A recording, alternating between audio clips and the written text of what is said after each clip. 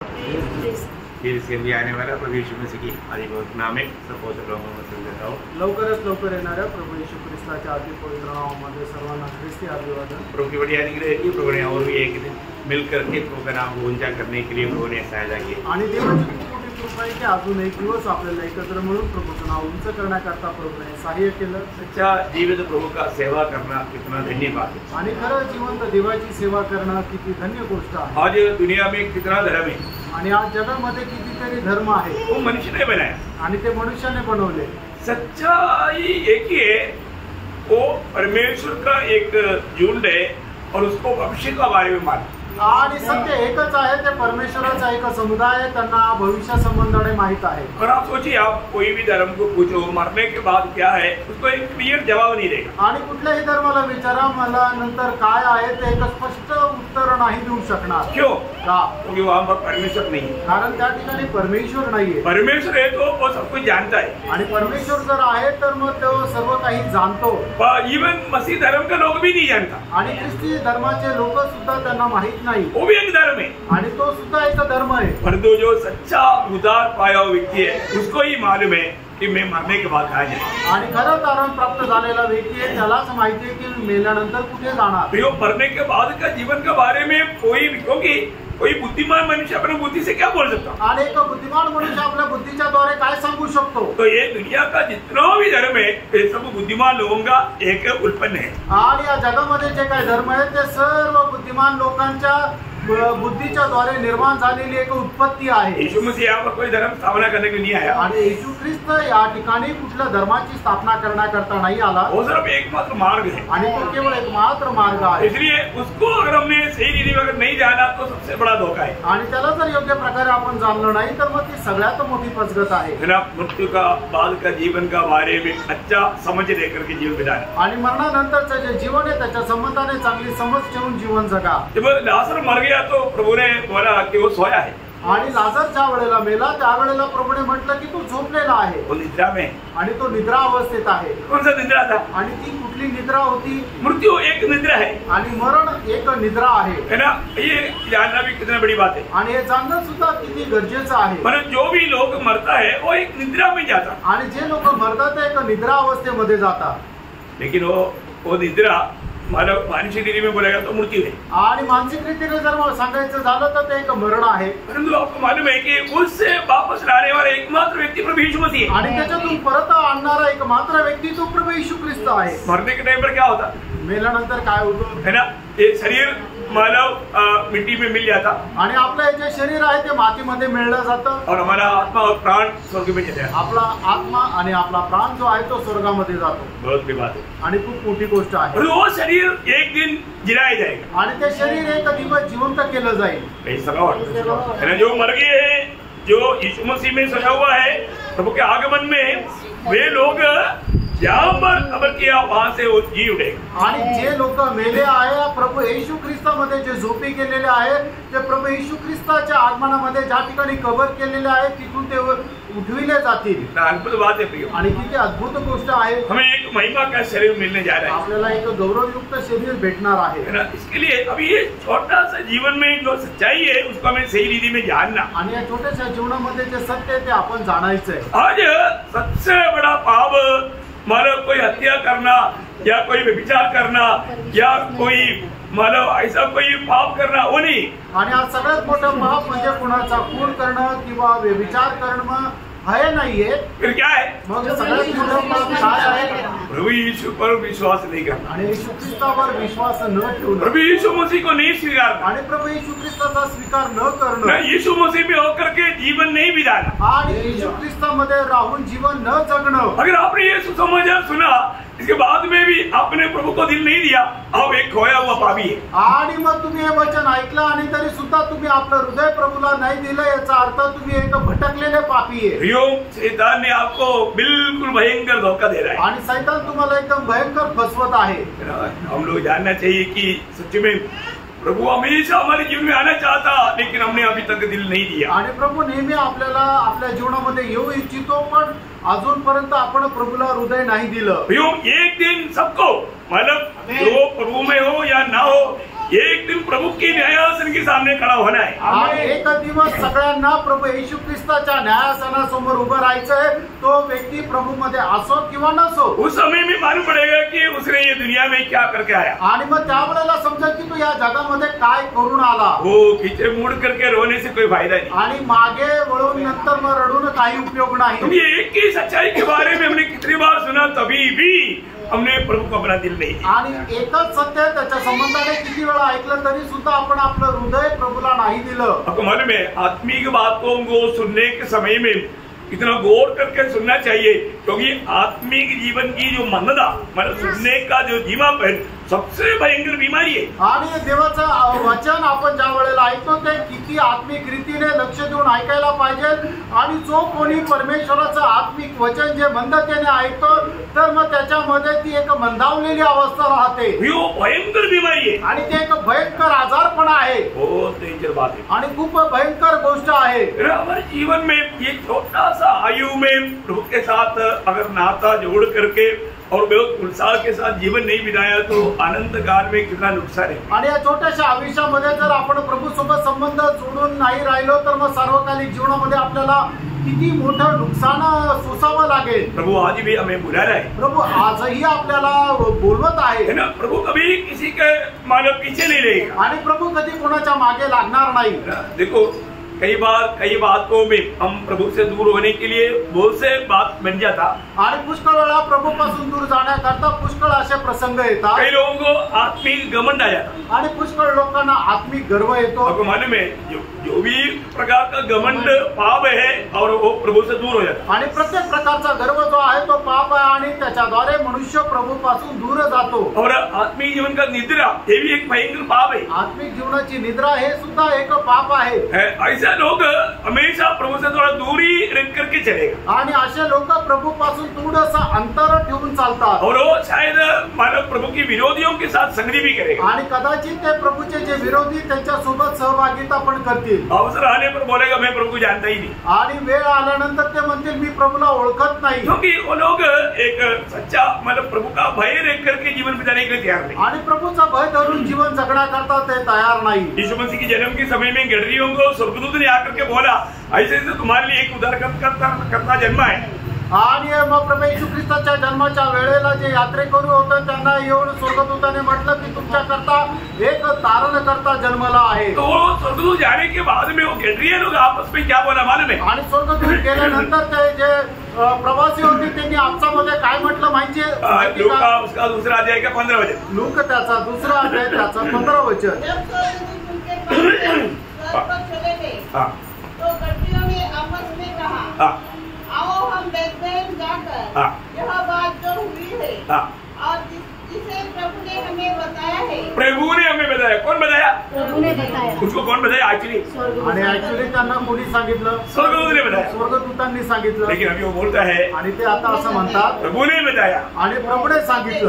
Hallelujah, प्रभु ने बताया वो बात, हम प्रभु की उपस्थिति में आया तो ये बात को क्या करना, प्रभु हमारे से बोल रहे हैं। आणि आपल्या प्रभूच्या उपस्थितीमध्ये आलो तर या गोष्टीला तुम्ही लक्ष द्या की प्रभू आपल्याशी बोलत आहे। ये जिंदगी एक ही मौका है, आणि प्रिय जीवन एकच संधी आहे, और ये मौका खोने नहीं देना प्रिय, आणि संधी तुम्ही वाया जाऊ देऊ नका। क्योंकि अनंत काल का हर एक बात प्रभु का वचन में हमें प्रकाशित करके दिया है, आणि सार्वकालिक जीवनाच्या सर्व गोष्टी आपल्याला त्याच्या वचनामध्ये प्रकाशित करून दिल्या और आहेत। ये ताया हुआ वचन है, आणि हे गाळलेलं वचन आहे। ये वचन में एक भी बिंदु तक बदलेगा नहीं, आणि या वचनाचा एकही बिंदू बदलणार नाही। कल हमने देखा मानव जो व्यक्ति सच्चा प्रार्थना जीवन में नहीं है वो एक बाइकराइडर है। आणि आपण काल असं पाहिलं की जो एक व्यक्ती जो खरा प्रार्थनामय जीवनामध्ये नाहीये तर तो पतन पावलेला आहे किंवा तो मागे सरलेला आहे। हम किस विषय में ध्यान कर रहा है? आणि आपण कुठल्या विषयामध्ये मनन करत आहोत? आपको याद है? आणि तुम्हाला आठवत आहे? कितने लोगों को याद है? इब्रानियों 10 अध्याय का 38 पढ़िए एक बार। पर मेरा विश्वास से जीवित रहेगा, और यदि वह पीछे हट जाए तो मेरा मन उससे प्रसन्न न होगा। देखिए, अगर वो पीछे हट जाए तो मेरा मन उससे प्रसन्न न होगा। आणि जर तो मागे वळाला तर माझं मन त्याच्या संबंधाने प्रसन्न राहणार नाही। प्रभु में होने के बाद भी हमारे जीवन में हम प्रभु को प्रसन्न करने के लिए कितना उत्साही बनना आणि चाहिए, प्रभू मध्ये असताना प्रभूला प्रसन्न करण्याकरता आपण किती उत्साही राहिला पाहिजे. क्योंकि हमारे कोई योग्यता से हमें ये पदवी में आने के लिए मौका नहीं मिला. आणि आपल्या कुठल्या योग्यतेमुळे आपल्याला या पदामध्ये येण्याची संधी नाही भेटली. उनकी बड़ी अनुग्रह की दृष्टि हम पर पड़ा. आणि देवाची खूपच मोठी कृपा दृष्टी आपल्यावर झाली. इसलिए एक उदार पाया व्यक्ति अगर किसी प्रकार भी लापरवाही करना बोलेगा तो वो इतना मानव दुःखदायक बात है. आणि एक तारण प्राप्त झालेला व्यक्ती कुठल्या प्रकारचा निष्काळजीपणा करणं म्हणजे किती दुःखदायक गोष्ट आहे. उसको मिला हुआ उद्धार का महत्व उन्होंने नहीं जाना. आणि त्याला मिळालेलं तारणाचं महत्व त्याने जाणलं नाही. जानना भी आणि जाणून घ्या. इसका सीरियस जान करके इन दिनों में प्रभु के लिए जीवन बिताना. आणि त्याचं गांभीर्य जाणून आपण या दिवसामध्ये जीवन जगा. मैं आपको बोला जिसका जीवन में प्रार्थना जीवन नहीं है वो एक बाईसरण रह करके हम लोग कल देख रहे थे. आणि ज्याच्या जीवनामध्ये प्रार्थना जीवन नाहीये तर तो पतन पावलेला एक व्यक्ती आहे असं आपण काल पाहिलं. इसके बाद में कितने लोगों ने उस बात पर ध्यान किया, आणि याच्या नंतर किती लोकांनी त्या गोष्टीकडे मनन केलं, कितने लोगों ने अपने जीवन में नया निर्णय लिया, आणि किती लोकांनी आपल्या जीवनामध्ये नवीन निर्णय घेतला. जो एक व्यक्तिगत जीवन में एक विजयी जीवन बिताना है तो उसको एक प्रार्थना जीवन चाहिए चाहिए चाहिए. आणि वैयक्तिक जीवनामध्ये जर त्याला एक चांगल्या प्रकारे आत्मिक जीवन जर जगायचंय तर त्याला एक प्रार्थनामय जीवन पाहिजे पाहिजे पाहिजे. अगर आपके जीवन में आपका व्यक्तिगत प्रार्थना जीवन नहीं है आप एक विजयी व्यक्ति नहीं हो सकता. आणि जर वैयक्तिक जीवनामध्ये एक प्रार्थना जीवन नाहीये तर मग तुम्ही एक विजयी व्यक्ती नाही होऊ शकत. जीवन में आपको बताना चाहता हूँ आज तक दुनिया का चरित्र में आप देखेगा तो प्रभु ने जिसको इस्तेमाल किया वो एक प्रार्थना मनुष्य था. आणि आतापर्यंतचा इतिहास जर तुम्ही पाहिलं तर प्रभूने ज्यांना ज्यांना उपयोगामध्ये आणलं तो एक प्रार्थना मनुष्य होता. जो प्रार्थना एक जीवन बिताने वाला व्यक्ति को प्रभु अपना महिमा के लिए इस्तेमाल कर ही नहीं सकता. आणि प्रार्थना विरहित जगणाऱ्या व्यक्तीला प्रभू आपल्या कामाकरता उपयोगात आणणारच नाही. जिस मंडली में अगर प्रार्थना का गौरव नहीं, प्रार्थना का महत्व नहीं, वो मंडली एक आत्मीय जीवन नहीं बिता सकता. आणि ज्या मंडळीमध्ये प्रार्थनेचं गांभीर्य नाहीये ती मंडळी एक आत्मिक जीवन नाही जगू शकत. वो आत्माओं को जीत नहीं सकता. आणि ती आत्म्याला जिंकू शकत नाही. उनका महिमा उनसे नहीं होगा. आणि देवाचा गौरव त्यांच्याद्वारे होणार नाही. मतलब क्या है प्रियो, प्रार्थना को हमें कितना अधिक जोर देना चाहिए. आणि याचा अर्थ काय आहे की प्रार्थनेला आपण किती जास्त जोर द्यायला पाहिजे. हम लोग सैटरडे का दिनों में प्रार्थना के बारे में बहुत कुछ बात कई रीति में सीखा है. आणि शनिवारच्या उपास प्रार्थनेमध्ये प्रार्थने संबंधाने पुष्कळ गोष्टी पुष्कळ प्रकारे आपण शिकलेलो आहोत. एक बात मैं आपको याद देना चाहता हूँ कि आप इतना सब सुनने के बावजूद भी अपना प्रार्थना जीवन आदि काम है. आणि एवढं सर्व ऐकल्यानंतरही आपलं प्रार्थना जीवन कसं आहे. आपको मालूम है जब नेहमिया का मतलब प्रार्थना मतलब क्या हुआ, पूरा इसराइल में जागृति लाया. आणि नेहमीची जी प्रार्थना आहे त्याच्याद्वारे संबंध इस्रायलामध्ये जागृती आली. दानियल की प्रार्थना वहाँ पर बहुत भयंकर जागृति लाया. आणि दानियलच्या प्रार्थनेच्या द्वारे भयंकर जागृती आली. है ना, जब तक एक सच्चा प्रार्थना जीवन नहीं बिताएगा वहाँ पर जागृति नहीं आएगी. आणि जोपर्यंत एक प्रार्थनामय जीवन जगणार नाही तोपर्यंत एक जागृती येणार नाही. है ना, आपको मालूम है यिर्मयाह हमेशा आंसू बहा करके प्रार्थना करने वाला एक व्यक्ति था. आणि यिर्मयाह जो आहे तो नेहमी अश्रू ढाळून प्रार्थना करणारा व्यक्ति होता. है ना, इसलिए मानव उसको मानव आंसू बहाने वाला भोजता करके रोने वाला भोजता करके एक नाम है. आणि म्हणून त्याला रडणारा भविष्यवक्ता म्हणून एक नाव आहे. तो इसलिए प्रयोग हमारे जीवन में परख रहा है. आणि म्हणून आपण आपल्या जीवनामध्ये पारखायचं आहे. आज हमारे जीवन में प्रार्थना का महत्व कहाँ तक है. आज आपल्या जीवनामध्ये प्रार्थनेचं महत्व कुठपर्यंत आहे. मैं अभी दूसरा आपको पॉइंट बताना चाहता हूँ. आणि दुसरा मुद्दा मी तुम्हाला आज सांगू इच्छितो. एक बाइक राइडर को कभी भी प्रभु का वचन सुनने में या प्रभु में वो आनंद नहीं रहता. आणि एक जो व्यक्ती पाठीमागे वळालेला आहे त्याला देवाचं वचन ऐकण्याकरता अजिबात आनंद राहत नाही. प्रभु के वचन सुनने के समय में जो आत्मा में नया जन्म पाया व्यक्ति में एक बहुत बड़ा एक आनंद या खुशी दिखना चाहिए. आणि तारण प्राप्त झालेल्या व्यक्तीला देवाचं वचन ऐकत असताना आत्म्यामध्ये खूप मोठा आनंद राहिला पाहिजे. आज वचन सुनने के समय में हमें कैसे लगता. आज वचन ऐकत असताना आपल्याला कसं वाटतं. अच्छा लगता है क्या. आपल्याला चांगलं वाटतं का. आनंद लगता है क्या. आनंद येतो का.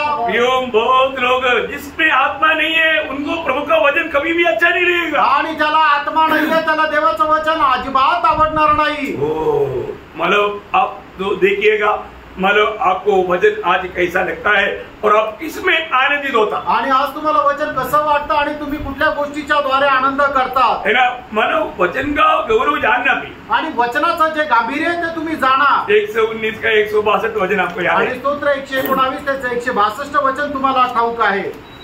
जैसे कोई बड़ी लूट पाकर हर्षित होता है, वैसे ही मैं तेरे वचन के कारण हर्षित हूँ। कैसा प्रभु के वचन आने के समय में एक भक्त कैसा आनंद का मनाता, आणि देवाचं वचन ज्या वेळेला येतं त्यावेळेला एक भक्त कशा प्रकारे आनंद करतो। योम एक साधा लूट नहीं, एक बड़ी लूट, आणि एक साधारण लूट नाही तो खूप मोठी लूट मिळाली अशा प्रकारे तो आनंद करतो। वैसा आनंद हमारे दिल में हो रहा है क्या? आणि अशा प्रकारचा आनंद आपल्या मनामध्ये होत आहे का? है ना। प्रभु मंडली को एक एक बात जब बताता है, सिखाता है प्रियो, और किसी को भी नहीं मिला हुआ इतना बड़ा आशीष की बात है, उस समय में प्रभु का जन प्रभु की आत्मा में कितना आनंदित और मग्न होना चाहिए। आणि मग ज्या वेळेला परमेश्वर त्याचं वचन आपल्याला सांगतो त्या वेळेला ती कोणालाही न मिळालेली गोष्ट प्रभू आपल्याला सांगत असतो, म्हणूनच आपल्याला खूप मोठी लूट प्राप्त केला अशा प्रकारचा आनंद व्हायला पाहिजे। आज कई रीति में मानव प्रभु का वचन सुनने के समय में बहुत लोग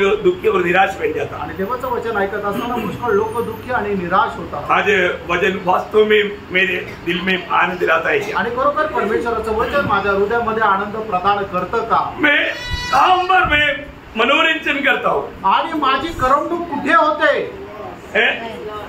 अब देखिए प्रभु का वचन ध्यान करने के समय में आपका दिल की अवस्था क्या है? आणि देवाचं वचन मनन करत असताना आपल्या हृदयाची अवस्था काय आहे? है ना। प्रभु को ध्यान करने के समय में, क्योंकि वचन के द्वारा ही प्रभु के साथ संपर्क मिलता, आणि वचनाच्या द्वारेच आपला संबंध प्रभूशी जोडला जातो। आज हमारे आनंद कहाँ पर है? आज आपला आनंद कुठे आहे? प्रभु को उपस्थिति में आने के बावजूद भी कई बार कई लोगों का मतलब दिल्ली हा अमर नाही, पता नहीं वो कौन सा दुनिया में घूमता है। आणि देवाच्या उपस्थितीमध्ये आल्यानंतर हे लोकांचं मन जे आहे ते या ठिकाणी नाही, त्यांचं मन जे आहे ते भटकत राहतं।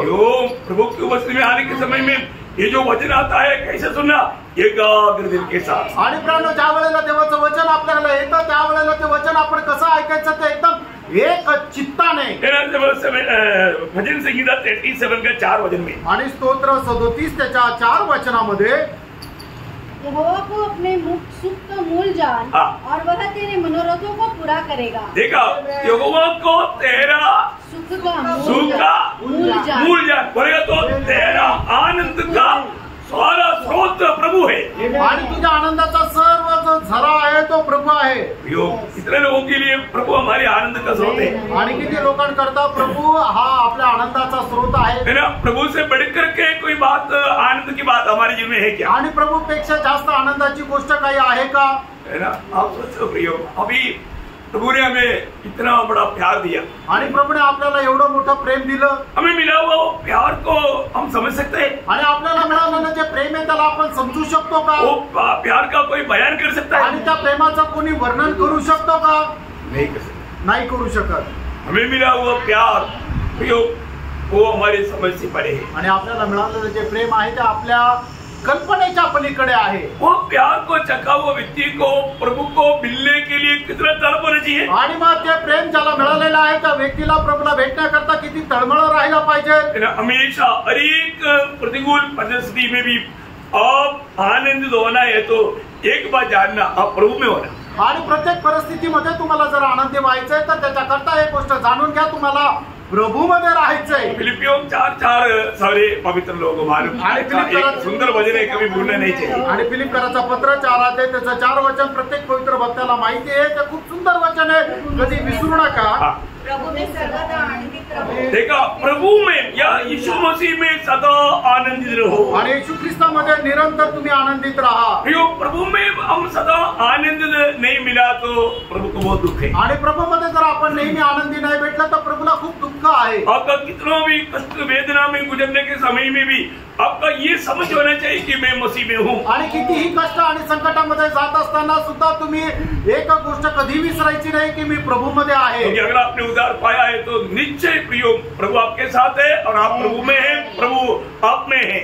आणि तुमचं जर तारण झालेलं आहे तर निश्चितच प्रभु तुमच्या सोबत आहे, तुम्ही प्रभु मध्ये आहात आणि प्रभु तुमच्यामध्ये आहे। हमारी आनंद और कहीं बदलना नहीं, आणि आपला आनंद जो आहे तो बदलायला नको। मैंने इससे पहले कई बार मतलब पुराने नियम का हबक्कुक का अनुभव आपको बताया था। आणि जुन्या कराराचा जो हबक्कुक आहे त्याचा अनुभव मी पुष्कळ वेळा तुम्हाला सांगितला होता। हबक्कुक के अनुभव से कितना बढ़कर के अनुभव आज नए नियम की मंडली के, आणि हबक्कुकचा जो अनुभव आहे त्याच्यापेक्षा किती श्रेष्ठ अनुभव जो आहे तो नवीन कराराच्या मंडळीचा आहे। हबक्कुक मला कहां पर आनंद मनाते थे, आणि हबक्कुक कुठल्या ठिकाणी आनंद करत असे? जीवन की प्रतिकूल की चक्की के बीच में भी वो आनंद मनाते थे। कैसा?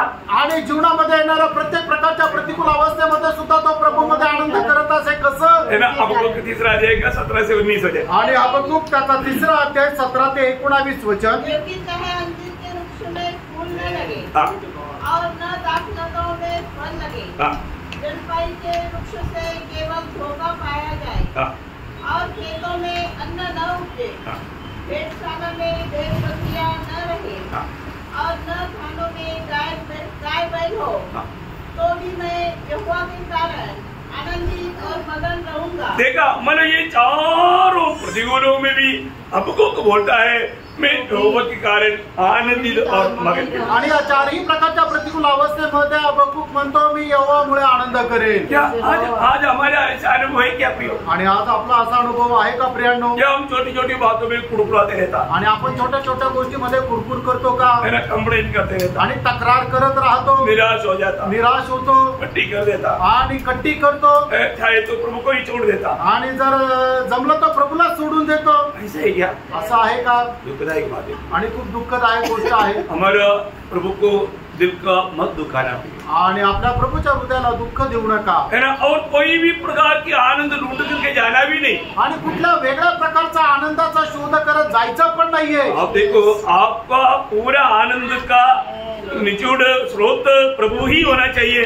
और कोई भी बात पर अगर आप आनंद बनाने के लिए जाता है तो आपने प्रभु को तुच्छ कर दिया। आणि तुमच्या सर्व आनंदाचा पाया जो आहे तो प्रभू येशू ख्रिस्तच राहिला पाहिजे, आणि मग जर तो वेगळा आहे याचा अर्थ तुम्ही प्रभूला सोडून दिलेला आहे। प्रभु के लोगों को कष्ट आ सकता है, आणि प्रभूच्या लोकांच्या जीवनामध्ये कष्ट येऊ शकतात, लेकिन हमको उसका भी भेद प्रभु ने समझाया ना। आणि आपल्याला त्याचंही रहस्य प्रभूने सांगितलं ना। मैंने जब पहला पत्रोस 4 अध्याय का 13 वचन, पहिले पेत्र 4 अध्याय त्याचं 13 वचन। पर जैसे जैसे मसीह के दुखों में सहभागी होते हो आनंद करो, जिससे उसकी महिमा की प्रकट होते समय भी तुम आनंदित और मगन हो। देखा प्रियो, हमारे जीवन में, इस जीवन में अगर थोड़ा भी कुछ कष्ट सहना पड़ता है तो प्रभु के आगमन में हमें मिलने वाला बड़े आनंद का वो एक आधार है करके वचन बताता। आणि मग या छोट्याशा जीवनामध्ये आपल्याला प्रभू करता कुठल्याही प्रकारचा कष्ट सहन करावा लागतं, तर मग येणाऱ्या त्या सार्वकालिक जीवनामध्ये आपल्याला मिळणारा जो आनंद आहे त्याचा तो एक पाया आहे। मतलब एक सच्चा मतलब विश्वास में बना रहने वाला या बढ़ने वाला व्यक्ति का एक चिन्ह वो हर बात में प्रभु में या प्रभु का वचन में वो मगन देगा, आनंदित रहेगा। आणि खरं एक विश्वासू जो प्रभू मध्ये खरोखर वाढतो त्याचं एक चिन्ह हे आहे की तो प्रभू मध्ये आणि प्रभूच्या वचनामध्ये मग्न राहील। आज अपना अवस्था पार, आज आपण आपली अवस्था पार है ना। मेरे जीवन में कभी भी कोई भी बात या समस्या आता है तो मैं प्रभु की उपस्थिति में आकर के प्रभु के साथ बात करके प्रभु की वचन पढ़ करके ध्यान करता है कि आणि माझ्या जीवनामध्ये कधीही कुठल्याही प्रकारची समस्या आल्यानंतर मी प्रभूच्या उपस्थितीमध्ये येऊन प्रभूशी बोलत प्रभूचं वचन वाचतो का? अगर ऐसा नहीं करता है आणि असं जर नाही करत तर प्रभु का वचन करता, अभी आपको मालूम है ना, कई लोग कुछ कष्ट आ गया, प्रतिकूल आ गया, वो दुख और निराश होकर के आखिर मतलब जो लेवल विश्वासी है वो आत्महत्या तर कर देता। आणि मग लोकांच्या जीवनामध्ये ज्या वेळेला कष्ट दुःख संकट येतं त्यावेळेला ते काय आहे की ते विश्वासू जरी असले तर ते खूप निराश होतात आणि त्या निराशामध्ये कदाचित आत्महत्या पण करतात। ओके, तीसरी बात मैं आपको बताना चाहता हूँ, एक बाइसर का एक चिन्ह। आणि तिसरंच एक गोष्ट चिन्ह मी तुम्हाला सांगू इच्छितो की जो प्रभू पासून मागे वळालेला आहे। 2 बात याद है ना, 2 गोष्टी ठाऊक आहे ना। तीसरी बात, तिसरी गोष्ट, प्रभु में आने के बाद में भी उनका दिल में पहला स्थान दुनिया को है। आणि प्रभू मध्ये आले तरी सुद्धा त्यांच्या जीवनामध्ये प्रथम स्थान जगाला आहे। हमारे उधार पाया हुआ व्यक्ति का जीवन में दिल में प्रथम स्थान किसको होना चाहिए? आणि दान प्राप्त झालेल्या व्यक्तीच्या जीवनामध्ये प्रथम स्थान कोणाला राहिलं पाहिजे? प्रभु को होना चाहिए आणि प्रभूला राहिला पाहिजे। परंतु प्रभु में आने के बाद में भी उनको दुनियादारी की बातों में प्रथम स्थान है। आणि प्रभू मध्ये आल्यानंतर जग आणि जगाच्या गोष्टीला ते प्रथम स्थान देतात।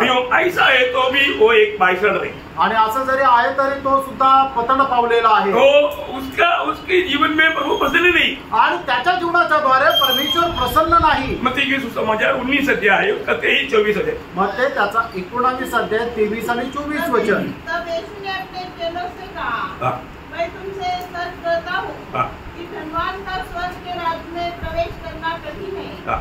तुमसे फिर कहता हूँ कि परमेश्वर के राज्य में धनवान के प्रवेश करने से ऊँट का सुई के नाके में से निकल जाना सहज है। देखिए यहाँ पर धन पर भरोसा करने वाला व्यक्ति के बारे में अभी उससे पहले का भाग आपको मालूम है आणि याच्या अगोदरचा भाग तुम्हाला ठाऊक आहे ना। जो व्यक्ति मतलब प्रभु के पास आनंद जीवन पाने के लिए आया था आणि जो व्यक्ती प्रभूकडे सार्वकालिक जीवन प्राप्त करण्याकरता आला होता, उनको प्रभु के पीछे चलने के लिए रुकावट क्या था? आणि त्याला प्रभूच्या पाठीमागे चालण्याकरता अडखळ काय होतं? धन था आणि त्याचा पैसे होते। उसको धन में ज्यादा भरोसा था आणि त्याची जी संपत्ती त्याच्यावर त्याचा जास्त भरोसा होता। उन्होंने सोचा ये धन ही मुझे आनंद देगा आणि त्याला असं वाटलं की माझ्याकडे जो संपत्ती आहे ते मला जास्त आनंद देईल। धन पर भरोसा रखना बोलेगा तो भयंकर पाप है। आणि प्रेरणा आपण आपल्या धनावर भरोसा ठेवणं म्हणजे भयंकर पाप आहे। वो एक स्वामी है आणि धन जे आहे तो एक स्वामी आहे। वो कभी भी तुझ पर प्रभुता ना कर पाए आणि ते कधीही तुझ्यावर प्रभुत्व न करावं। धन के पीछे प्रभु को त्यागना बोलेगा तो बिल्कुल प्रभु के साथ उसका सच्चा नाता नहीं। आणि धनासाठी प्रभूचा त्याग करणं याचा अर्थ त्या व्यक्तीचा प्रभू सोबत खरे संबंध नाही। आज भी बहुत से लोग वचन सुनने के समय में वो वचन अमल क्यों नहीं करता? आणि आजही लोक वचन ऐकत असताना त्या वचनावर अवलंबन का करत नाही? वो उनका धन का मार्ग या धन की कमाई की जो बात जो है वो नष्ट हो जाएगा। आणि पैसे कमवण्याची जो मार्ग आहे तो त्यांचा नष्ट होऊन जाईल म्हणून।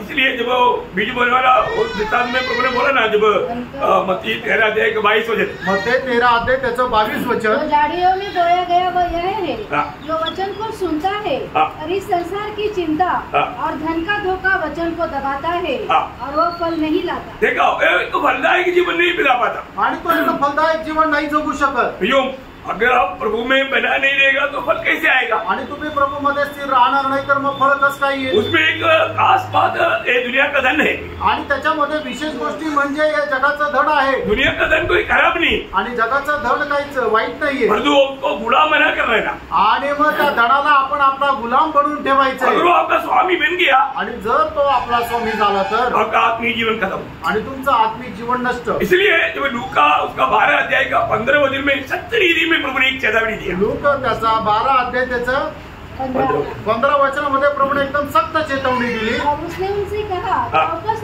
चौकस रहो और हर प्रकार के लोभ से अपने आप को बचाए रखो। हर प्रकार की लोभ से या धन की इच्छा से अपने आप को बचाए रखो। आणि मग तुम्ही चौकस राहा आणि प्रत्येक प्रकारच्या धनाच्या लोभापासून आपल्याला जपून ठेवा। जब धन हाथ में आने के बाद में कई लोग एकदम दुनिया के रीति में जीवन बिताने का उनका मानव विचार हो जाता। आणि मग लोकांकडे पैसे आल्यानंतर एकदम जगाच्या रीतीने जीवन जगण्याची त्यांची इच्छा होते। वो जो धनवान व्यक्ति मतलब अधोलोक में उस दंड पाने वाला जगह पे जाने का कारण क्या है? आणि मग तो श्रीमंत मनुष्य त्या दंड यातना भोगण्याच्या ठिकाणी जाण्याचं कारण काय आहे? त्याचं तो धन संपत्ती आहे। वो धन कैसे उड़ाते रहा? आणि मग तो आपली संपत्ती कसं उडवत राहिला? शुरुआत में ही लिखा है लूका 16-19 आणि लूका 16 अध्याय 19 वचन। एक धनवान मनुष्य था जो वैजनी कपड़े और मलमल पहनता और प्रतिदिन सुख विलास और धूमधाम के साथ रहता था। देखा, अगर वो गरीब होता तो ऐसे रहता, आणि तो गरीब असता तर असं राहिला असता का? लेकिन वो धनवान था आणि तो श्रीमंत होता। उसका धन के कारण वो क्या कर दिया, अपनी सुख विलास में मग्न होता था। आणि मग त्याच्या संपत्ती असल्या कारणाने तो एकदम सुख विलासामध्ये जीवन जगत होता। मतलब आप खाने पीने के लिए धन इस्तेमाल किया कोई पाप नहीं, आणि तुम्ही खाण्या पिण्या करता पैसे खर्च केले तर काही पाप नाही, परंतु डेली आपको फास्ट फूड खाने का, बाहर से खाने का, मतलब कुछ तकलीफ ना सहते हुए ये सब ये पैसा आपको गुलाम बना करके आपको शिकार कर रहा है, ये बात काही चीज नाही। आणि घरामध्ये स्वयंपाक न करता बाहेरून जर आपण फास्ट फूड ऑर्डर करत आहे आणि दररोज जर अशा प्रकारे बाहेरून काही मागवत आहे तर मग हे जे आहे ते तुम्हाला त्याचा शिकार बनवेल. आजकल आपको मालूम है, जाने का भी जरूरत नहीं, थोड़ी देर.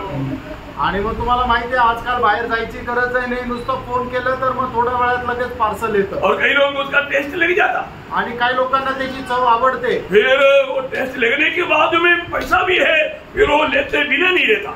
आणि मग ती टेस्ट लागल्यानंतर त्यांच्याकडे पैसे पण आहे तर मग ते घेतल्याशिवाय राहत नाही. प्रियो सावधान, सावध रहा. हमारे जीवन में मैंने इस रीति में धीरे धीरे वो धन हमारे स्वामी बन करके हमें आनंद प्रभु में होना चाहिए.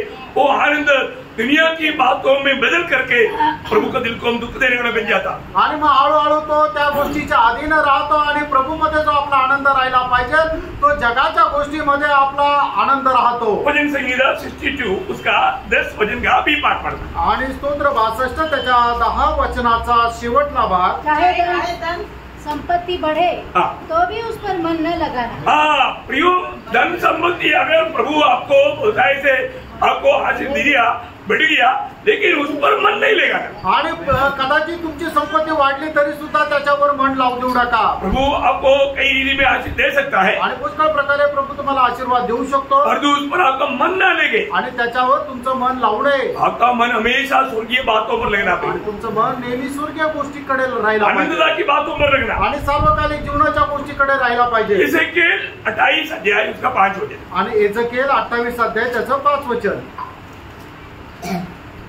तूने बड़ी बुद्धि से लेन देन किया जिससे तेरा धन बढ़ा और धन के कारण तेरा मन फूल उठा है. देखा, धन के कारण लोग जाने अनजाने उनका मन फूल उठता है. मतलब क्या हो गया, वो गिर जाता. आणि संपत्तीमुळे त्यांचं मन जे आहे ते गर्विष्ठ होतं. याचा अर्थ काय, मग ते पतन पावतात. योग बहुत सावधान रहना. आणि प्रेरणा खूप सावध राहायचं. मैं ऐसा कई लोगों को जानता हूँ, वो लोग जब दरिद्र था उनको प्रभु के प्रति बहुत ज्वलन मन था, और जो जब थोड़ा पैसा हाथ में आ गया तो प्रभु को उसमें आना ही छोड़ दिया, जीवन प्रभु से दूर हो गया. आणि मी अशा खूप लोकांना सांगतो ज्या वेळेला ते गरीब होते त्या वेळेला प्रभू संबंधाने त्यांचं मन खूप चांगलं होतं, प्रत्येक संगतीमध्ये येतो, पण जसं त्यांच्याकडे पैसे आले त्यांचं मन प्रभूपासून दूर गेलं, संगतीमध्ये येणं त्यांनी सोडून दिलं. एवढंच काय की त्यांनी प्रभूलाही सोडून दिलं. आपको मालूम है कि फिर वो लोग थोड़ा घमंडी बन जाता, आणि मग त्याच्यानंतर ते लोक गर्विष्ठ होतात, वो नम्रता सब चले जाता, आणि नम्रपणा सर्व निघून जातो. वो कोई भी बात मानने के लिए तैयार नहीं होता, आणि कुठलीही गोष्ट मान्य करायला ते तयार राहत नाही. क्योंकि धन का उनका मन में बहुत ज्यादा प्रभाव हो गया. आणि धनाचा खूप जास्त प्रभाव त्यांच्या मनामध्ये राहतो. नेहमिया 9 अध्याय उसका 25-26 वचन बहुत सख्त चेतावनी के वचन है. नेहमिया त्याचा 9 अध्याय त्याचं 25 आणि 26 वचन. उन्होंने गढ़ वाले नगर और उपजाऊ भूमि ले ली और सब हाथी की अच्छी वस्तुओं से भरे हुए घरों को और खुदे हुए हौदों के और दाख और जैतून की बारियों के और खाने के फल वाले बहुत से वृक्षों के अधिकारी हो गए. वे उसे खा खाकर तृप्त हुए और हष्ट पुष्ट हो गए और तेरी बड़ी भलाई के कारण सुख भोगते रहे, परंतु वे तुझसे फिरकर बलवा करने वाले बन गए. देखा, मौलिक अर्थ प्रभु ने जो दिया वो आशीष को लेकर के प्रभु को भूल करके प्रभु से बलवा करने वाले बन गया. आणि प्रभूने दिलेला आशीर्वाद जो आहे तो प्रभूला ते विसरून गेले आणि प्रभूच्या विरोधामध्ये ते बंड केलं. कितना भयंकर बात है, किती भयंकर गोष्ट आहे. मुझे मालूम है कि पहले जब पैदल संगति में आने वालों को साइकिल मिल गया तो साइकिल पंचर हो गया तो संगति में आना शुरू. आणि मला माहिती आहे अगोदर जे पायी संगतीमध्ये यायचे त्यांना सायकल भेटल्यानंतर सायकल पंक्चर झाल्यावर ते संगतीमध्ये येणं त्यांनी सोडून दिलं. बाद में फिर उनको स्कूटर मिल गया. आणि मग त्याच्यानंतर त्यांना स्कूटर मिळाली. स्कूटर मिल गया तो पेट्रोल खत्म हो गया. आणि मग स्कूटर मिळाली तर मग पेट्रोल संपलं तर मग ते संगतीला सोडून दिलं. बाद में प्रभु ने 4 व्हीलर दिया. आणि त्याच्यानंतर प्रभूने 4 व्हीलर दिली. 4 व्हीलर देने के बाद में पूछो मत, टाइम ही नहीं संगति में आने की. आणि 4 व्हीलर भेटल्यानंतर मग विचारूच नका, त्यांना संगतीमध्ये यायला वेळच नाही. पाहिलं, लोग मतलब ऐसा रुकावट की बातों को बोल करके ये दुनिया का धन इन लोगों को प्रभु से दूर किया. आणि अशा अडचणीच्या गोष्टी सांगून या जगाच्या संपत्तीने कितीतरी लोकांना प्रभूपासून दूर केलं. तो आज हमें फरकना है. आज आपण पारखायचंय. धन की घमंडी के कारण मेरे जीवन में आत्मिक जीवन में गिरावट आया गया. आणि धनाच्या लोभामुळे माझ्या आत्मिक जीवनामध्ये काही मी पतन तर नाही पावलं. या धन पाने के प्रति मैंने प्रभु को मानव दूसरा स्थान दिया क्या? आणि धन मिळवण्यासाठी मी प्रभूला दुसरं स्थान दिलंय का? संगति से बढ़कर के मैं धन के पीछे प्रभु का समय को मैंने नष्ट किया है क्या? आणि पैसे कमवण्याकरता जो वेळ मी प्रभूला द्यायला पाहिजे तो मी जगाच्या गोष्टीमध्ये खर्च केलाय का? ऐसा लोगों के प्रति प्रभु को दिल में प्रसन्नता नहीं, आणि अशा लोकांसंबंधाने प्रभूच्या मनामध्ये प्रसन्नता नाही। प्रभु में आए हुए हर एक पवित्र लोगों का जीवन में हमेशा प्रभु को प्रथम स्थान देना चाहिए। आणि प्रभू मध्ये आलेल्या प्रत्येकाने आपल्या जीवनामध्ये प्रथम स्थान प्रभूला द्यायचं आहे। चौथी बात, चौथी गोष्ट, आज हमारी चारों तरफ रहने वाला पापियों को देख करके उनके प्रति आंसू बहाने वाला एक दिल अपना है क्या? आणि आपल्या चौबाजूने राहणारे जे पापी लोक आहेत त्यांच्या संबंधाने रडणारं एक हृदय आपलं आहे का? सिर्फ चारों तरफ क्या, अपना ही घर में भी जो उधार नहीं पाया उनके प्रति आंसू बहाने वाला, उनकी आत्मा के प्रति रोने वाला एक दिल नहीं है तो वो एक बाइक सिलेंडर है। आणि मग फक्त आपल्या आजूबाजूला राहणारे काय की आपल्या घरामध्ये सुद्धा राहणारे जर त्यांनी अजूनपर्यंत प्रभूचा स्वीकार नाही केलेला त्यांच्या करता जर आपण रडणारं हृदय नाहीये तर मग तो व्यक्ती पतन पावलेला आहे किंवा प्रभू पासून मागे सरलेला आहे। जरूर हमारे प्रिय लोग, वो लोग प्रभु को छोड़ करके अनंत आग में जा रहा है, उनके प्रति रोने वाला एक दिल प्रभु ने उदार पायो सबको दिया है। आणि मग खरोखर ज्यांचं तारण नाही झालेलं ते सगळे लोक मेल्यानंतर त्या नरकाच्या अग्नीमध्ये जाणार आहे, त्यांच्या करता रडणारं एक हृदय प्रभूने दिलेलं आहे। 119 का 136 आणि स्तोत्र 119 त्याचं 136 वचन, मेरी आंखों से जल की धारा बहती रहती है क्योंकि लोग तेरी व्यवस्था को नहीं मानते। देखा, प्रभु की वचन को ना मानने वालों का प्रति हमारा दिल से हमेशा आंसू बहने वाला एक अनुभव एक सच्चा भक्त को होना ही चाहिए। ऐसा नहीं हो रहा है वो एक बाइक सिलेंडर है। आणि मग जे देवाच्या वचनाचं पालन करत नाही त्यांच्या संबंधाने आपण रडायलाच पाहिजे, आणि जर रडू येत नाहीये तर मग तो देवापासून मागे वळालेला आहे। कितनी बार आपने अपनी प्रियों के लिए, अपने दोस्तों के लिए, अपनी पड़ोसियों के लिए आंसू प्रार्थना करता है प्रिय। आणि किती आपण आपल्या प्रिय लोकांकरता, आपल्या मित्र परिवाराकरता अश्रू ढाळून प्रार्थना करतो। उसका 119 का 158 आणि तो 119 त्याचं 158 वचन, मैं विश्वासघातियों को देखकर उदास हुआ क्योंकि वे तेरे वचन को नहीं मानते। पर मतलब वहां पर भी मैं उनको देख करके बहुत दुखी हुआ, या मेरा दिल में बहुत बोझ आया। आणि त्यांना पाहून मी खूप दुःखी झालो। बहुत बड़ी बात है आणि खूप मोठी गोष्ट आहे हमारे जीवन में। इसलिए मतलब पहले भी बोला यिर्मयाह कूद, यिर्मयाह 9 अध्याय का पहला वचन पढ़ना। यिर्मयाह 9 अध्याय त्याचं पहिलं वचन वाचा। भला होता कि मेरा सिर जल ही जल और मेरी आंखें आंसुओं का सोता होती। ये है एक सच्चा भक्त का चाहत, ताकि मैं रोते रोते प्रभु से विनती करते करते कैसे भी लोगों को मैं बचा सकूं। आणि मग ही आहे खरा भक्ताची इच्छा की मी रडत रडत कसंही पूर्ण लोकांना वाचवू शकू। उसका 14 अध्याय के 17 वचन। आणि यिर्मयाह 14 अध्याय 17 वचन, तू उनसे यह बात कहा, मेरे आंखों से दिन रात आंसू लगातार बहते रहे, वे न रुके, क्योंकि मेरे लोगों की कुंवारी बेटी बहुत ही कुचली गई और घायल हुई है। देखा, मतलब लोगों के प्रति रोने वाला एक अच्छा दिल है एक सच्चा भक्त का। आणि लोकांसंबंधाने रडणारं एक चांगलं हृदय आहे ते खऱ्या भक्ताचं। आज आप देखिए प्रियो, प्रभू में आप आया के बाद में इस प्रकार रोने वाला अनुभव है क्या? आणि प्रभू मध्ये आल्यानंतर अशा प्रकारे रडण्याचा अनुभव तुमचा आहे का?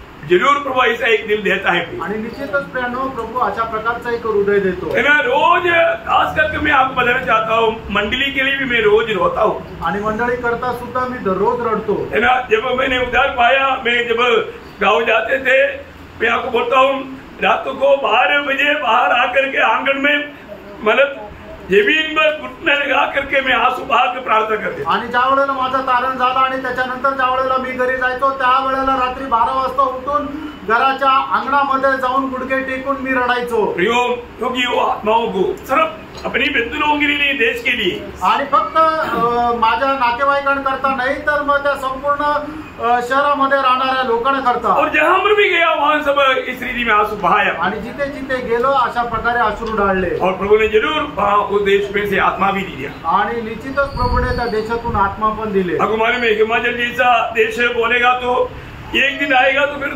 4 हफ्ता वापस नहीं आएगा। आणि हिमाचल सारख्या प्रदेशामध्ये एक दिवस आलं तर मग 4 आठवडे येणार नाही। बोलो एक एक घर में एक एक मंदिर है आणि एक एक घरामध्ये एक एक मंदिर आहे। और प्रियो वहां पर भी प्रभु ने आंसू देखा और प्रभु ने कृपा किया। 38 लोग वहां लोकल लोग ये 2 साल 2 महीना में उदार पा करके बपतिस्मा लेकर के प्रभु में इसमें शामिल होने वाला बन गया। आणि मग त्या ठिकाणी सुद्धा प्रभूने अश्रू पाहिले आणि प्रभूने कृपा केली आणि मग त्या ठिकाणी राहत असताना 2 वर्ष 2 महिने मी तिथे राहिलो आणि त्या काळामध्ये 38 लोकांनी प्रभूचा स्वीकार करून बपतिस्मा घेऊन प्रभू मेजामध्ये सहभागी होण्याकरता योग्य झाले। शायद हिमाचल का सबसे बड़ा मंडली वही है आणि कदाचित हिमाचलची सगळ्यात मोठी मंडळी तीच आहे। मंडली हिमाचल में आपको 8-10 लोगों का मंडली भी मिलना नामुमकिन है आणि हिमाचल मध्ये 8-10 लोकांची मंडळी मिळणं सुद्धा कठीण और आहे। ये अपने बीच में कैप्टन मोती बहल आया था, आपको याद है, हिमाचल से। आणि हिमाचल मधून ते कॅप्टन तिमोथी आले होते, तुम्हाला माहित आहे। मतलब उनका उधर कितना विश्वास है? हमारे में 3 विश्वास है। आणि त्यांचे इथे किती विश्वास आहे माहिती आहे का? 3 विश्वास। कितने साल से? किती कम वर्षापासून? से कम 30 साल से। आणि कमीत कमी 30 वर्षापासून। देखो मानव ऐसा है, मतलब वो बोलता था कि रमी जब भी कोई आएगा ना मेरे को कम से कम उनका बपतिस्मा देने के लिए मेरे को चांस देना।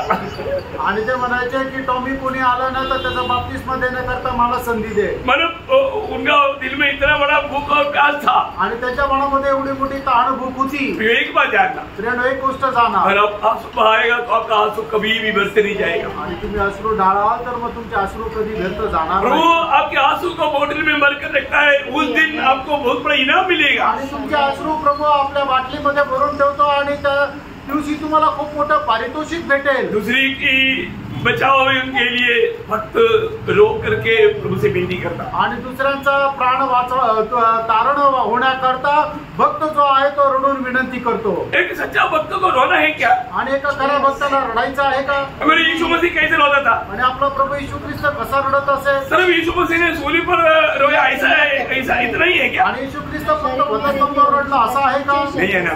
नाही प्रियांनो। है ना, जब इब्रानियों 5:8-9 वचन में हम क्या देखता? आणि इब्रिकराचं पत्र त्याचा 5:8 आणि 9 वचन। यीशु ने अपनी देह में रहने के दिनों में ऊंचे शब्द से देखा, देह में रहने वाला दिन, इसका मतलब सूली पर रहने के टाइम सिर्फ नहीं, अपनी 33 साल का 33.5 साल का जीवन की यात्रा में रोज यीशु मसीह आंसू बहाते थे। आणि प्रभू येशू ख्रिस्त 33.5 वर्षाच्या काळामध्ये रोज अश्रू ढाळत असे। वो है हमारा प्रभु यीशु मसीह का जीवन का हमारे लिए नमूना। आणि हे आहे येशू ख्रिस्ताचा आपल्याकरता असलेला एक आदर्श। थोड़ा आगे पढ़िएगा, पुढे वाचा।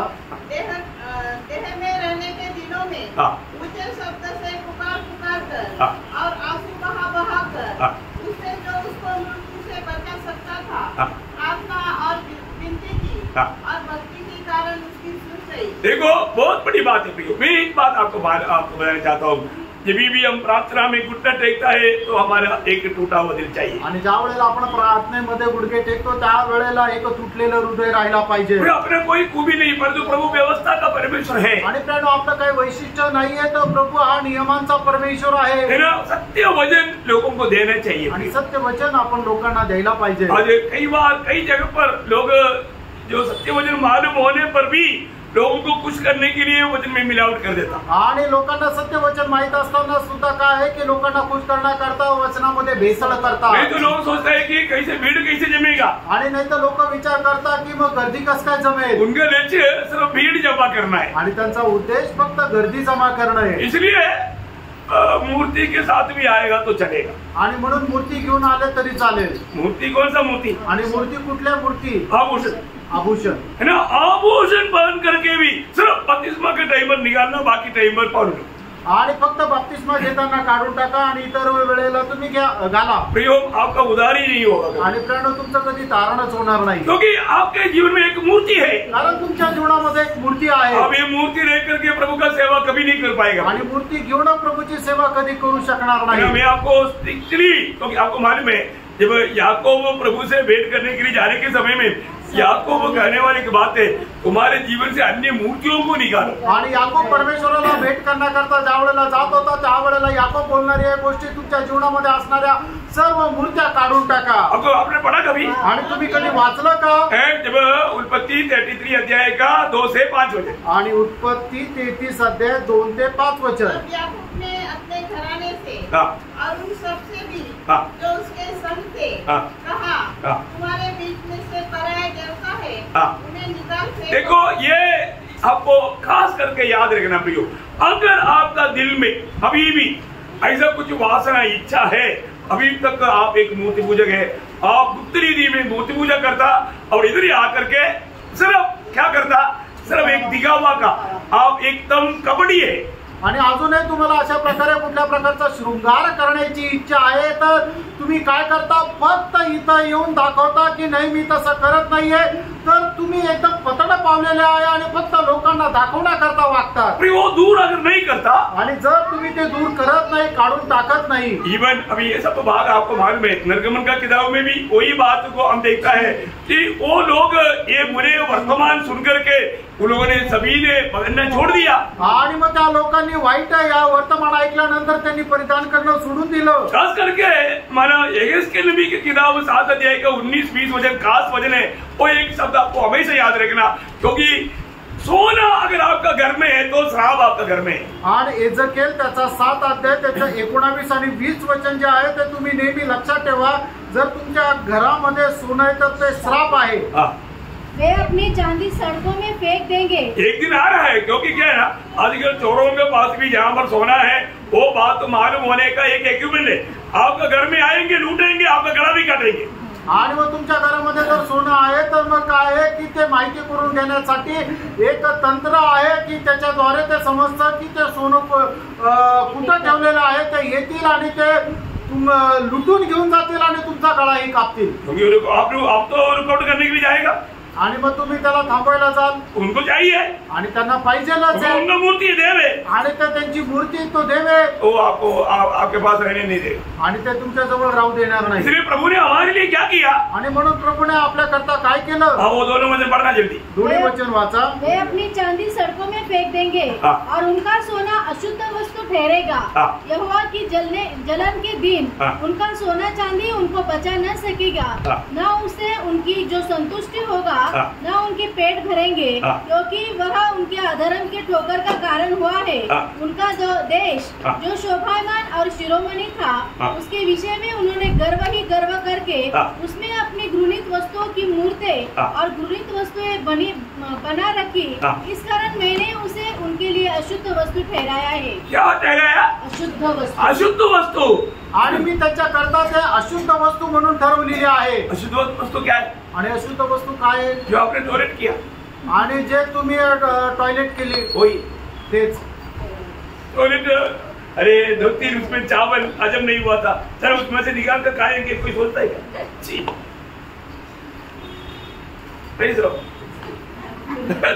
ऐसा प्रभु ने अशुद्ध वस्तु ठहराने का मतलब इसका गहराई में समझने के लिए मैं आपको ये बात बताया, आणि ते गहनतेमध्ये समजण्याकरता मी सांगत आहे, हल्का बात नहीं प्रियो, आणि साधारण गोष्ट नाही है ना। कई रीति में प्रभु के लोग जाने अनजाने ऐसा बातों को संभाल कर रखता, आणि कळत न कळत लोक जे आहे ते अशा गोष्टी सांभाळून ठेवतात। आपके जीवन में शैतान को नाचने के लिए आपने मौका बना कर दिया, आणि शैतानाला तुमच्या जीवनामध्ये नाचण्याकरता तुम्ही संधी दिली। आप कितना भी कोशिश करेगा तो भी एक सच्चा तालमेल का जीवन आपका नहीं हो सकता। किती प्रयत्न केला तरी तुमचा संतुलित जीवन नाही होऊ शकत। ऐसा लोगों के प्रति मेरे को भी रोना पड़ता है, आणि अशा लोकांसाठी मला पण रडावं लागतं, क्योंकि सिखाता है लेकिन लोग सीखता नहीं, आणि लोकांना शिकवतो पण शिकत नाही। यहाँ पर यिर्मयाह, आपको मालूम है यिर्मयाह का एक गीत है, वो गीत का नाम ही विलाप गीत है। आणि यिर्मयाहचं एक गीत आहे, त्या गीताचं नावच विलाप गीत आहे। विलाप का गीत का किताब, उसका दूसरा अध्याय का 11 वचन, आणि विलाप गीत त्याचा 2 अध्याय 11 वचन। मेरी आंखें आंसू बहाते बहाते धुंधली पड़ गई है। देखा, भक्त को कैसे धुंधली नहीं पड़ेगा, क्योंकि सच में जिसको प्यार है वो दूसरे के लिए आंसू बहा करके प्रभु से विनती करेगा। अभी विनती करते करते यिर्मयाह का अवस्था क्या हो गया, आंग धुंधली पड़ गया। आडवे खरोखर ज्याला प्रेम आहे तो दुसऱ्याकरता कस काय विनंती करणार नाही, तर तो अश्रू डाळत डाळत राहतो, प्रभूकडे विनंती करेल. आणि मग अशा प्रकारे अश्रू डाळत डाळत हिरम्याचं काय झालं की ते एकदम त्याचे डोळे जे आहे ते फिकट झाले. त्याचं 18 आणि 19 वचन वाचा. प्रभु की ओर तन मन से पुकारते हैं, हे सिय्योन की कुमारी, किशोरपना अपने आंसू रात दिन नदी के समान बहती रहती है, तनिक भी विश्राम न ले, न तेरी आपकी पुत्री चैन ले. रात के हर पहर के आरंभ में उठकर चिल्लाया कर, प्रभु के सम्मुख अपने मन की बातों को धारा के समान ढूंढे. प्रयोग ये कितना गहरा आलोचना प्रभु में देता है. आणि प्रेम किती गहन वाणी प्रभू आपल्याला देत आहे. प्रभु की उपस्थिति में रोना प्रिय, आणि प्रभूच्या उपस्थितीमध्ये रडायचं है ना. प्रभु आप सोचो, आत्माओं के लिए रोता है क्या? आणि आत्म्यांकरता तुम्ही रडतात का? अभी कोई आपको मैं नहीं बोलेगा कि आप हाथ खड़ा करो करके, आणि तुम्ही आता कोणाला म्हणणार नाही की तुम्ही आपले हात वर करा, क्योंकि मुझे शर्माना पड़ेगा. आणि मग मलाच लाज वाटेल, क्योंकि कोई हाथ लाया नहीं, कारण कोणी हात नाही आणले. इसलिए अच्छा है कि ना बोलो. आणि म्हणून चांगलं आहे की न बोलावं. आप समझिए, तुम्हाला समजलं ना? सच्चा दिल से सोचो. आणि खऱ्या हृदयाने विचार करा. आपने नाश होने वाला या उधार नहीं पाया हुआ आत्माओं के लिए आंसू बहाते हुए कितना साल हो गया. आणि ज्यांचं तारण झालं नाही अशा लोकांच्या तारणाकरता अश्रू डाळून किती वर्ष झाले. आपने अगर किसी को सुसमाचार सुनाया, उनकी प्रति आपने आंसू बहा करके प्रार्थना नहीं किया, ऐसा कितना टाइम हो गया. आणि मग ज्यांना तुम्ही सुवार्ता सांगितली त्यांचं तारण नाही झालं, त्यांच्या तारणाकरता तुम्ही अश्रू डाळून प्रार्थना केली, असे किती वर्ष झाले. अपने आप को पालको. आपण स्वतःला पाहतो. मैं आपको एक नम्र विनती करता हूँ. तुम्हाला एक नम्र विनंती करतो. आपका आंसू स्वर्ग बहुत सम्मान करे, आणि तुमचे अश्रू जे आहे ते स्वर्ग एकदम सन्मान करेल. उसी विलाप गीत 3 अध्याय का 48 वचन. आणि विलाप गीत त्याचा 3 अध्याय त्याचं 48 वचन. मेरी आंखों से मेरी प्रजा की पुत्री के विनाश के कारण जलती धाराएं बह रही है. वापस पढ़ें. मेरी आंखों से मेरी प्रजा की पुत्री के विनाश के कारण जलती धाराएं बह रही है. बोलने का अर्थ क्या है? आणि सांगायचा अर्थ काय प्रेम? उन लोग प्रभु में बुलाहट पाने के बाद में भी जीवन का मार्ग पर नहीं चलता. आणि प्रभू पासून पाचारण प्राप्त झाल्यानंतरही ते जीवनाच्या मार्गामध्ये चालत नाही, विनाश के मार्ग में चलता. आणि ते विनाशाच्या मार्गामध्ये चालतात. इतना भयंकर धोखा है, किती भयंकर फसगत आहे. ये मैं पार करा. आपण आपल्या जीवनामध्ये पार करा. मैं आज सच में मानो प्रभु में आने के बाद में प्रभु मेरे जीवन से जो चाहता है वो बात को मालूम करके उसके योग्य जीवन बिताता है क्या. आणि मी माझ्या जीवनामध्ये माझ्या जीवनासंबंधाने प्रभूची जी इच्छा आहे ती माहिती करून मी त्याच्यानुसार चालतो का. एफेसियों 5 अध्याय का 14 से 17 वचन की जल्दी पढ़िए. आणि एफेसियों पत्र 5 अध्याय 14 से 17 वचन. इस कारण वह कहता है, हे सोने वाले जाग और मुर्दों में से जी उठ, तो मसीह की ज्योति तुझ पर चमकेगी. इसलिए ध्यान से देखो कि कैसी चाल चलते हो. इसलिए ध्यान से देखो कि कैसे चाल चलते हैं. आणि म्हणूनच लक्ष देऊन पहा की तुम्ही कसं चालता. निर्बुद्धियों के समान नहीं. देखा, निर्बुद्धियों के समान नहीं. निर्बुद्धि मनुष्य कौन है? आणि मूर्ख म्हणजे कोण आहे? जो अपनी समझ के सहारे में चलता, आणि जो आपल्या विचारांच्या अनुसार चालतो. बुद्धिमान कौन है? बुद्धिमान कोण आहे? जो आत्मा की अगुवाई में चलता, आणि जो आत्म्याच्या मार्गदर्शनामध्ये चालतो. समझी में आ रहा है? लक्षात येत आहे? प्रियो, हम लोग इस अंत समय में कैसे चलना प्रियो? आणि या शेवटच्या काळामध्ये आपण कसं चालायचंय? हम बुद्धिमान की नहीं चलना, आणि जो बुद्धिमान आहे त्याच्या समान आपण चालायचंय. मतलब प्रभु ने जो स्वर्गीय ज्ञान हमको दिया, आणि प्रभूने जे आपल्याला स्वर्गीय ज्ञान दिलं, ज्ञान दिलं, उस ज्ञान के अनुसार प्रभु की योग्य, प्रभु को प्रसन्न करने लायक जीवन बिताना. आणि मग प्रभूसाठी योग्य आणि त्याला प्रसन्न करण्यास योग्य असं जीवन जगा. और आगे अवसर को बहुमूल्य समझो, क्योंकि दिन बुरे हैं. इस कारण निर्बुद्धि न हो, पर ध्यान से समझो कि प्रभु की इच्छा क्या है. ध्यान से समझना प्रियो, प्रभु की इच्छा क्या है. आणि लक्ष देऊन समजा की प्रभूची इच्छा काय आहे. आज शायद कई लोग रोना चाहता होगा, आणि कदाचित आज पुष्कळ लोकांना रडण्याची इच्छा असेल, लेकिन आंसू नहीं आता. आणि अश्रू येत नाही. आंसू आता है? अश्रू येतात का? आप सच्चा दिल, आज आप ये एक कम से कम ये एक पॉइंट को थोड़ा ध्यान करोगे. आणि कमीत कमी एक हा जो मुद्दा आहे त्याच्याकडे लक्ष द्या. अपने प्रार्थना में नाश होने वाला आत्माओं को प्रति आंसू कभी बहाया गया? आणि जे नाश होणारे आत्मे त्यांच्या संबंधाने तुम्ही कधी अश्रू ढाळले का? आपके प्रिय लोग सब लोग उधार पाए हुए हैं। आणि तुमचे प्रिय लोक सगळ्यांचं तारण झालंय का? आपके पड़ोसी लोग सब उधार पाए हुए लोग हैं। आणि तुमचे शेजारच्या सर्व लोकांचं तारण झालंय का? आपके दोस्त लोग सब उधार पाए हुए लोग हैं। आणि तुमचे मित्र जे आहेत त्या सगळ्या लोकांचं तारण झालंय का? प्रियो में देश में प्रभु ने देश के पहरेदार होकर के हमें नियुक्त किया है। आणि प्रभूने आपल्याला या देशाचे पहारे करून म्हणून नेमलेलं आहे। हमारे उत्तर जिम्मेवारी है प्रियो, आणि आपली जबाबदारी आहे उनके लिए प्रार्थना करें। त्यांच्या करता प्रार्थना करा। वो आत्मा नाश नहीं होना चाहिए, त्या आत्म्याचा नाश न व्हावो, है ना। हमें उनके लिए आंसू बहाने चाहिए आणि त्यांच्या करता आपण अश्रू ढाळायचे। प्रभु ऐसा प्रार्थना करने वाला मिल गया तो प्रभु का दिल को बहुत आनंद होता है। आणि अशा प्रकारे प्रार्थना करणारा कोणी भेटला तर प्रभूच्या हृदयाला खूप आनंद येतो। प्रभु बोलता है कि मैंने देखा लेकिन एक भी नहीं मिला। आणि प्रभू म्हणतो की मी पाहिलं पण एकही भेटला नाही। प्रियो ऐसा ना होने दे प्रभु, त्यांना असं नसायला पाहिजे। प्रभु ने हमें उसकी उपस्थिति में आंसू बहाने वाले होकर के रखा है प्रियो। आणि प्रभूने आपल्याला त्याच्या उपस्थितीमध्ये अश्रू ढाळणारा म्हणून ठेवलेला आहे। रोज कम से कम एक बूंद आंसू दिल से, ऐसा नकली आंसू नहीं, रोज के साथ आने वाला आंसू, एक दिन एक बूंद भी गिरते हुए अवस्था में चलेगा, आप एक सच्चा विजय जीत विदा पाएंगे। आणि दिवसातून एकदा तरी एक थेंब अश्रू असं फक्त खोटं नाही तर खरोखर संपूर्ण अंतःकरणाने जर ते पडत असेल तर तुम्ही एक विजयी जीवन जगता। परंतु पापियों की विनाश की ओर जाते वक्त ये अवस्था देखने के बावजूद भी आपका दिल में एक सच्चा टूटा हुआ अनुभव नहीं है, तो आंसू बहाने वाला अनुभव नहीं है, तो मैं आपको साफ बोलता हूँ प्रियो, आप एक बाइक से लड़ रहे हैं।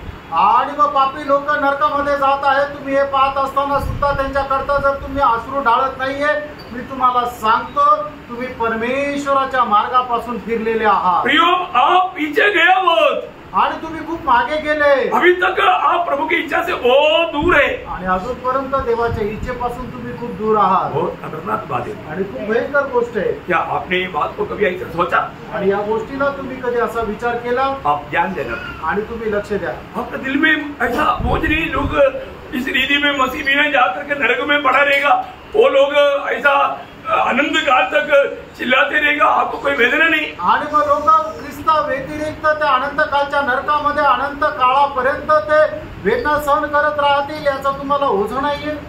बोलोगे जब मसीह बिना जीवन अनंत काल का नरक में जाने वाला जीवन, आणि ख्रिस्ता व्यतिरिक्त जीवन अनंत कालच्या नरकामध्ये जाणार आहे। सबको उद्धार पाना चाहिए, सब लोग इस उद्धार का भागीदार बनना चाहिए, प्रभु की इच्छा है। आणि सगळ्या लोकांचं तारण व्हायला पाहिजे, ही देवाची इच्छा आहे। कि हमारा भी मन की इच्छा होना चाहिए, आणि आपल्या पण मनाची इच्छा राहायला पाहिजे। इसलिए क्या करना चाहिए? आणि म्हणून काय करायला पाहिजे? प्रभु से विनती करना, प्रभूला विनंती करा। प्रभु से जरूर मारा टूट फूट करके रो करके विनती करना, आणि प्रभूला रडून रडून तुम्ही विनंती करा।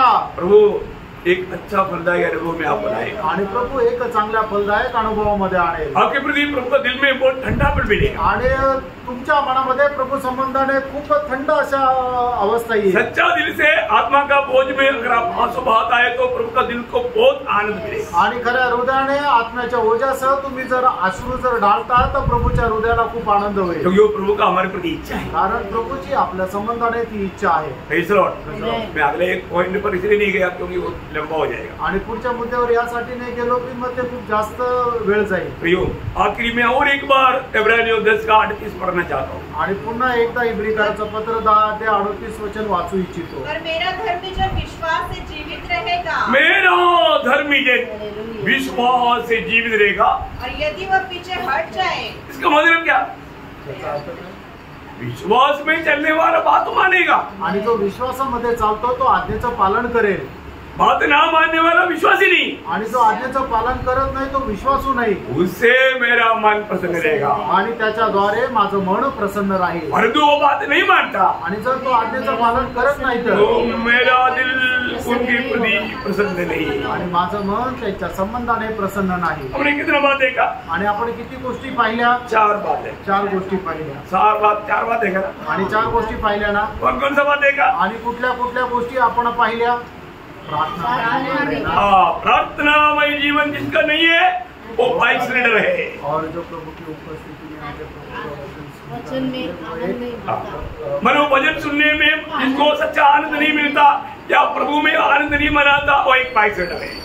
आणि जो प्रभूच्या वचनामध्ये आनंद नाही करत तो एक मागे वळालेला आहे। और तीसरा, मन में दुनिया की बातों को स्थान देता वो एक पायसंग है। आणि जो आपल्या मनामध्ये जगाची जी संपत्ती त्याला प्रथम स्थान देतो तो सुद्धा प्रभू पासून मागे गेलेला आहे। और चारवा बात, अपनी चारों दरजा और लोगों की आत्मा नाश होने से बचाने के लिए आंसू जो नहीं बहाता वो एक पायसंग है। आणि मग इतर लोक नाश न होण्याकरता जो कोणी अश्रू ढाळत नाही तो सुद्धा प्रभू पासून मागे वळालेला ये सब हमारी जिम्मेवारी में आने वाला बात है। आणि सर्व आपल्या जबाबदारीमध्ये येणारी गोष्ट आहे।